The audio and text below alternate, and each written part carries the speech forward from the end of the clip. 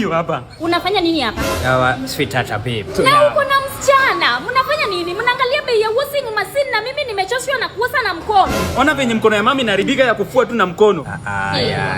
Let me tell you something. Huyu ni mtoto wa mdosi. Mimi nimeleta yeye niongezwe msara. Baba nani umesema uongezwe Sara? Sara. Ofichi ukiongezwa hiyo Sara utaninunulia washing machine. Ndile yote. Wewe achanga kufuata baba yako. Nakwambia high sense. Iko na vitu very affordable.